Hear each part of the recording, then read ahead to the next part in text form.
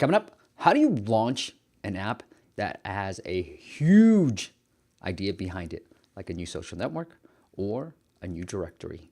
Stay tuned.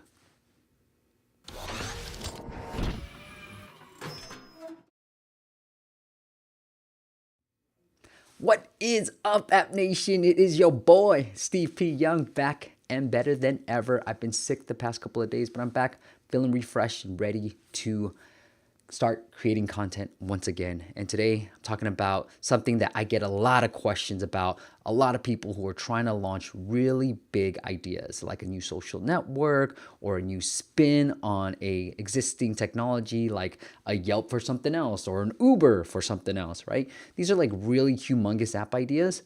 And the question is like, how do you launch it? What's the marketing plan look like? And I'm dressed appropriately because it's like, I'm trying to talk about a really big app idea and I'm here with my hat backwards and just very casual, but it's a question I get a lot. And I know if you are in that boat and trying to launch a really big idea, here's my recommendation. My recommendation is always start small and hustle your butt off. So we forget that the days of, let's say, Airbnb or Uber, we forget the early struggles and what they were trying to figure out in those early days. And then all we see is this huge, massive success, right? Airbnb, they sold cereal boxes for crying out loud just to keep money afloat and keep the company running.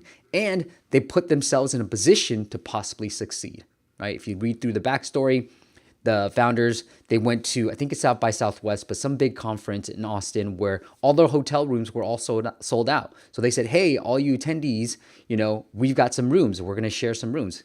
You want to rent a room.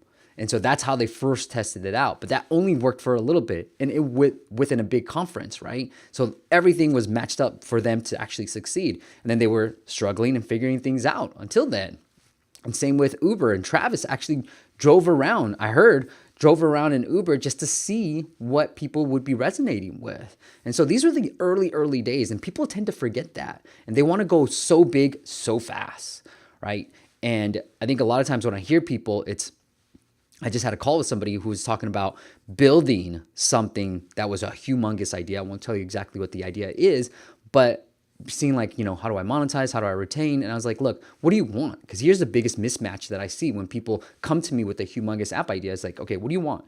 You want to raise money and try to sell for billions, right? Or do you want to just succeed, have this be a lifestyle business, which most people come to the app space hoping to achieve that, right? So you have to match those things up because if you're looking for a lifestyle business, then find a different category. Now, obviously, if you're trying to raise money and have it succeed, then go after these big ideas. But I was talking to a past guest of mine, Heal, who is sort of like an Uber for doctors, on-demand doctors, and they were speaking at our past conference as well.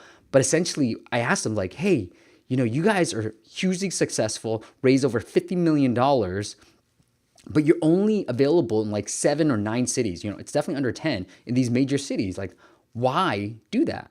Because I talk to people who have raised no money and they want to go nationwide right on the start. I'm like, is that the wrong start? And I always tell them like, start small, start in one city, dominate that city, and then expand. Is that the right strategy?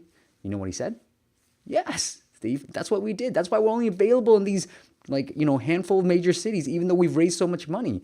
Obviously, they're trying to tackle a huge problem in the health space, but again, it takes a really long time. So if you got a huge idea, start small, start somewhere, like a certain city, a certain segment, start small, and then expand. Hustle, and then expand, right?